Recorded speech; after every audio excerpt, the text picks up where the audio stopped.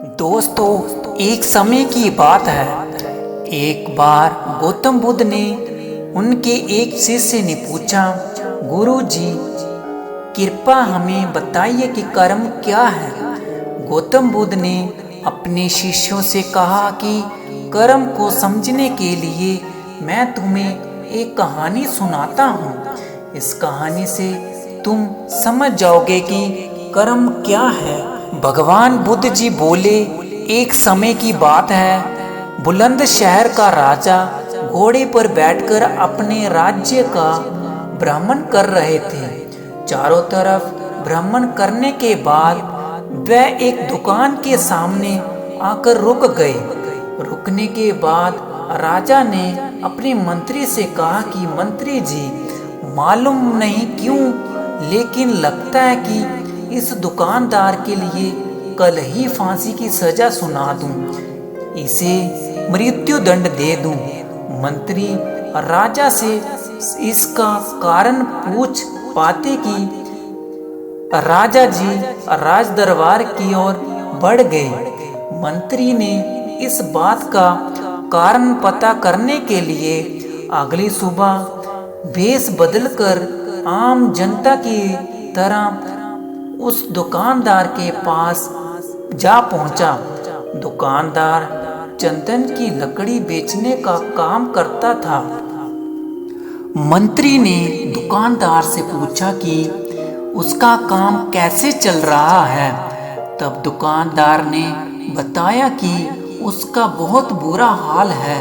लोग उसके पास आते हैं, चंदन को सूंघकर उसकी प्रशंसा करते हैं, लेकिन खरीदता कोई नहीं। मैं सिर्फ इसी इंतजार में बैठा हूँ कि कब हमारे राज्य के राजा की मृत्यु हो जाए और उसके अंतिम संस्कार के लिए मुझसे बहुत सारी चंदन की लकड़ियाँ खरीदी जाएंगी और शायद वहाँ से मेरे व्यापार में बढ़ोतरी होना शुरू हो जाएगी।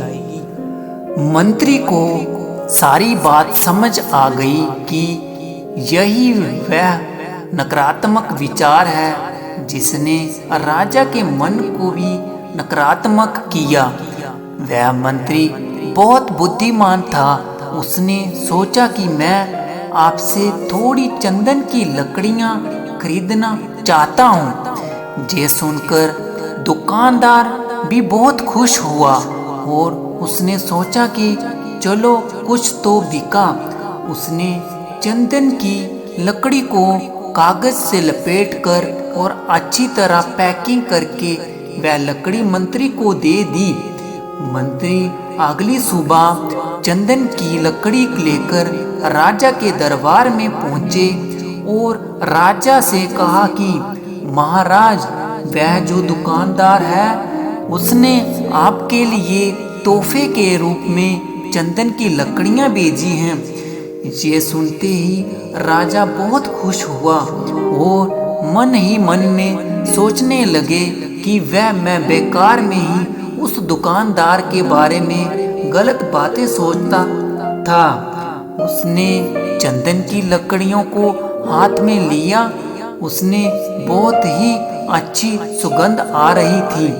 राजा इससे बहुत ही खुश हुआ और उसने दुकानदार के लिए मंत्री के हाथ सोने के सिक्के भेजे। उसी आम जनता के रूप लेकर मंत्री अगले दिन सोने के सिक्के हाथ में लिए दुकानदार के पास पहुंचा। दुकानदार बहुत खुश हुआ और उसने सोचा कि मैं राजा के लिए कितनी गलत बातें सोच रहा था। राजा तो बहुत ही दयालु है। ये कहानी खत्म हुई। तब गौतम बुद्ध ने अपने शिष्यों से पूछा कि अब आप बताइए कि कर्म क्या है। शिष्यों ने उत्तर देते हुए कहा कि शब्द ही हमारे कर्म हैं।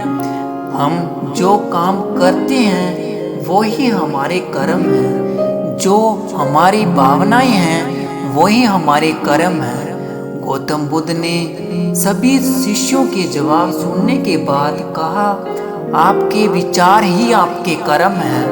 अगर अपने अपने विचारों पर नियंत्रण करना सीख लिया तब आप महान बन सकते हैं। जब आप अच्छा सोचते हैं तब आपके साथ अच्छा ही होता है। आपके विचार ही आपको अच्छा या बुरा बनाते हैं। इसी छोटी सी प्रेरणादायक कहानी पर अपने विचार कमेंट के माध्यम से हम तक पहुंचाइए। ओम बुद्धाय नमः।